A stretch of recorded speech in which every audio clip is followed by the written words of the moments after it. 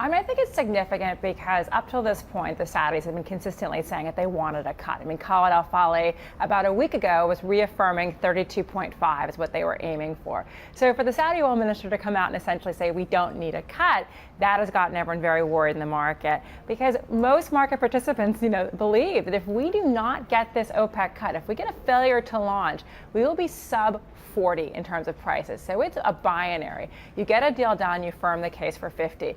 Failure to launch, you're below 40. So we're not nearly as complacent as Khalid al-Falih that they can survive this easily. Can I just test your theory below 40 if there's no deal? Because we've seen previously when a deal has not come through, like Doha, where everyone flew out to the Gulf states and nothing came through the system, yet there was the ability of the Saudis and even the Russians to try and put something back on the table and keep the market priced for action. But the problem right now is you can only go to that well so many times. And so if they don't get a deal, I don't think there's going to be an ability of OPEC to jawbone this market anymore. No one will take them seriously because we had the Algiers deal done 2 months ago. And all we've had since then is back and forth and squabbling over levels of production. I still actually expect them to get this done. It reminds me a lot of the Iranian nuclear negotiations where the Iranians would take such a hard position going into the deal. You'd get reports that everything was falling apart in Vienna as well. And at the last minute, they get it done. But again, they're making everyone very nervous in the market right now. Halima, surely one of the key questions here is actually not what's going on OPEC, but what's happening with the American shale industry. Yes.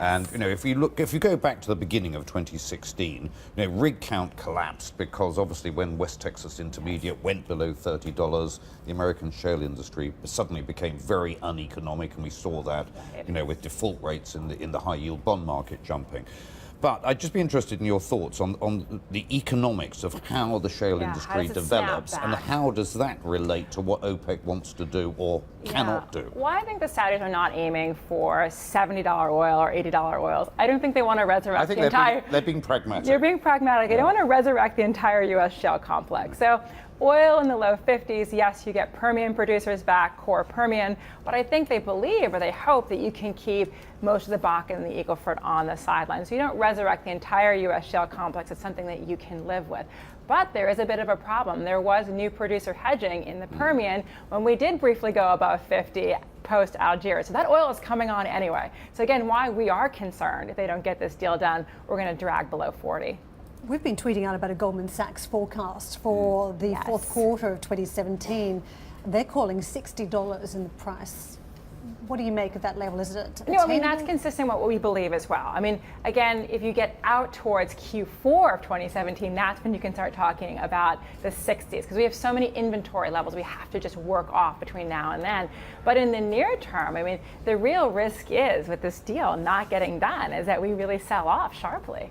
Very interesting. One of our regular correspondents has tweeted, Halima always makes me feel hopeful about my investment in Royal Dutch Shell and Noble Corporation.